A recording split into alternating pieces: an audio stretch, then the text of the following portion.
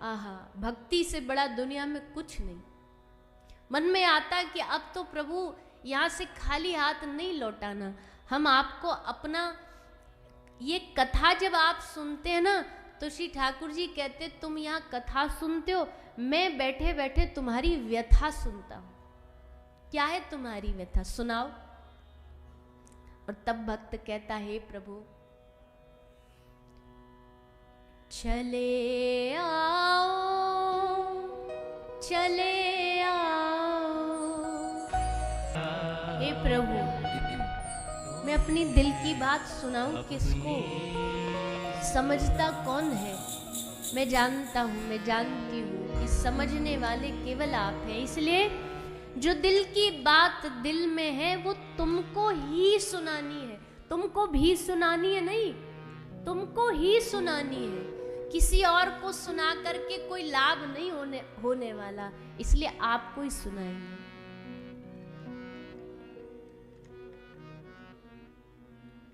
आपको ही सुनाएंगे। मुरली बजाए तुम सुनती रहूं।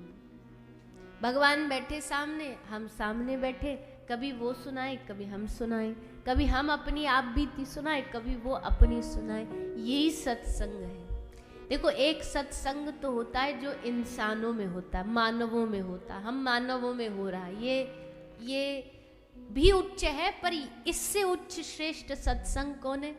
हम सुनाए और ठाकुर जी बैठ के सुने, या वो सुनाए और हम बैठ कर के सुने। ये है श्रेष्ठ उच्च श्रेणी का सत्संग, ये उच्च श्रेणी का वार्तालाप।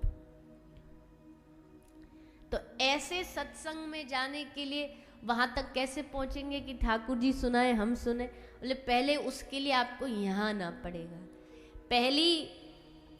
पहली प्रार्थना, पहली मीटिंग जो भी होगी ना, शुरुआत ही यहीं से होगी। यहाँ से फिर चलते चलते आगे बढ़ते बढ़ते बढ़ते फिर ठाकुर जी हमारी क्लास बढ़ाएंगे, हमारी धीरे धीरे क्लास बढ़ेगी।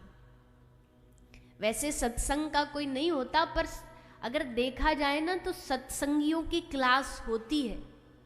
क्लास मतलब स्टैंडर्ड होते हैं। एक तो होते हैं बस हल्ला गुल्ला वाले सत्संग सुनने वाले, वो सत्संग सुनने नहीं आते, वो मेला देखने आते हैं।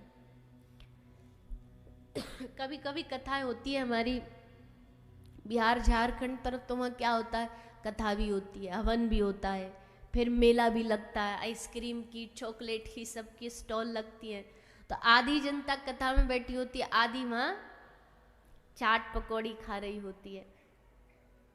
बैठे हैं तो पीछे वाले तो हल्ला ही मचा रहे हैं, कोई उनको आनंद नहीं है श्रवण करने में। तो ये निम्न श्रेणी के श्रोता होते हैं। जैसे ब्रज में महात्मा महापुरुष अपनी वाणी में सुनाते हैं, श्रोता की 3 कैटेगरी होती है, श्रोता, सरोता और, हाँ बड़े आप तो सब पहले से ही जानकार हो, फिर काहे को कथा सुनने आए हो? हमें ही सुना दो, हम बैठ जाते, नीचे आप आ जाओ। श्रोता, सरोता, सोता। अब जब पता है तो तीनों का अंतर भी पता होगा, वो भी बता दो। अच्छा चलो ये बता दो, श्रोता, सरोता, सोता, इन तीनों में से आप कौन से वाले हो? कैसे एकदम बोले श्रोता।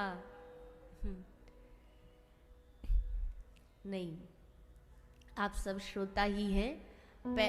अब कथा करते करते इतने जीवन बीत गया ना, जीवन मतलब बीत गया मतलब इतने वर्ष हो गए कि प्रथम दिन ही समझ आ जाता है कि भाई कैसे लोग हैं, कैसे श्रोता हैं। हाथ की ताली से ही समझ आ जाता है कैसे श्रोता है। तो आप सब बड़े शांति से, अनुशासन से बैठे श्रवण कर रहे हैं। ऐसे ही 7 दिन हमारा सहयोग दीजिएगा।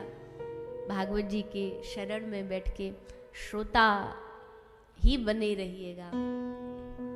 और कोई इतनी भीड़ में एकाध सोता भी आ गया तो भी क्या घटना है, उस सोता को भी 7 दिन में भागवत जी श्रोता बना देंगे। यहाँ तो सोता बनना भी नसीब की बात है, क्योंकि भैया देखो कहते हैं ना, सुनार का तो कचड़ा भी बादाम से ज्यादा महंगा होता है। सुनार का जो कचड़ा मतलब वो जो थोड़ा थोड़ा निकलता है, बाकी बचता, उसकी कीमत भी तुम्हारे किसी साधारण चीजों से महंगी होती है। तो यहाँ तो कोई अवगुण भी आ गया ना, वो अवगुण भी कई हजारों के तो गुण से भी बेहतर है। यहाँ तो सोना भी कईयों के अवगुणों से भी बेहतर है। क्यों? यहाँ सोने में क्या महानता है?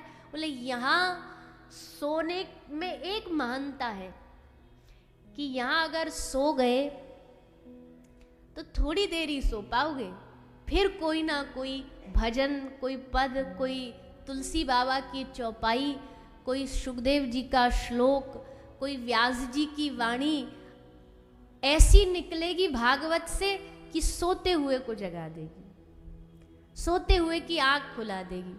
संसार में अब देखो, आप एक बंद ट्रेन में सो, इससे समझो, बंद ट्रेन मतलब ट्रेन खड़ी है स्टेशन पर, वहां सो जाओ, तो जहां कलकत्ता हावड़ा जहां ट्रेन खड़ी थी स्टेशन पर 4 घंटा बज जगे तो वहीं की वहीं खड़ी है, ना आगे बढ़े ना कहीं मंजिल तक पहुंचे। पर अगर चलती ट्रेन में सोओगे तो 4 घंटे में 5 घंटे में चलती ट्रेन में मंजिल तक पहुंच जाओगे। घर में सोने का मतलब बंद ट्रेन में सोना, उस सोने से कुछ नहीं मिलेगा। पर यहाँ नींद भी आ गई तो भी ये चलती ट्रेन है, ये चलती ट्रेन में अगर निद्रा आ भी गई तो भी ये हमें मंजिल तक पहुंचा ही देगी। और अगर डूब के सुनोगे तो उसका तो आनंद ही अलग है। इसका मतलब ये नहीं कि सोना सो के सुनना है, बहुत सारे लोग उल्टा ले लेते मतलब। पर हम गलती से कभी आ गई, झपकी आ गई नींदा, हम उसके लिए कह रहे हैं, वो भी आ गई तो भी लोग कहते हैं पाप जब होता है तभी कथा में निद्रा आती है, ऐसा बोलते हैं ना। हम कहते नहीं, पाप वाप के चक्कर को छोड़ दो। हमारे ठाकुर जी बड़े दयालु, औरों का तो हमको पता नहीं, पर हमारे जो ठाकुर जी ये बड़े दयालु हैं। अगर कथा में सो भी गए निद्रा में तो उनमें क्रोध या ये नहीं आएगा कि अच्छा मेरी कथा में सो गया, तेरी इतनी हिम्मत, ऐसा नहीं सोचेंगे हमारे ठाकुर जी। वो तो दया के भंडार हैं, करुणा के भंडार है, वात्सल्य के भंडार है। सो भी गए ना तो जैसे कोई बालक एग्जाम की तैयारी कर रहा हो, पढ़ते पढ़ते पढ़ते बोला मैं रात भर पढ़ूंगा, और पढ़ते पढ़ते जब रात को 2 बजे उसकी मैया चेक करने आई तो देखा हाथ में पेन है और आंख में चश्मा लगाए, और ऐसे पढ़ते पढ़ते ही हाथ को वहीं रखे रखे टेबल पर सर रखा, सो गया। तो इसको देख करके मैया नाराज नहीं होगी कि सो क्यों गया। वो क्या करेगी, अरे बेचारा इतना पढ़ता है, थक गया होगा, कितना काम करता है, लो एक कंबल लेगी और उसके सर पर उड़ा देगी, और उसमें वात्सल्य आएगा कि भैया कितना दिन भर से पढ़ रहा था, पूरे रात भर से पढ़ रहा है, उसको और कहेगी कि तू आराम कर ले। वैसे यहाँ गलती से झपकी आ भी गई तो ठाकुर जी नाराज नहीं, सोता देखेंगे तो कहेंगे आहा बेचारा देखो, एक तरफ पूरे दिन भर काम करता है, दुकान चलाता, फिर 3 बजे मेरी कथा में आके बैठ जाता है, कितना प्रेम है इसको मुझसे। भगवान इसी बात पे रीझ जाएंगे। न जाने कौन से गुण पर दया निधि रीझ जाते हैं, उनका कोई भरोसा नहीं है। दुर्गुणों पर भी रीझ जाते, क्या पता किसी दुर्गुण पे रीझ जाए। तो ऐसे श्री ठाकुर जी और उनकी कथा हम सबके जीवन में आज इस कलकत्ता की धरती पर आई है। आज प्रथम दिन है, आज पहला दिन है, तो हम सभी प्रथम दिन की कथा की परंपरा अनुसार भागवत जी के महात्म्य की ओर बढ़ेंगे और सत्संग की महिमा। बोले भैया इस सत्संग की तो महिमा अनंत है, कैसी है भगवान की कथा? गोस्वामी जी लिखते हैं रामचरितमानस में,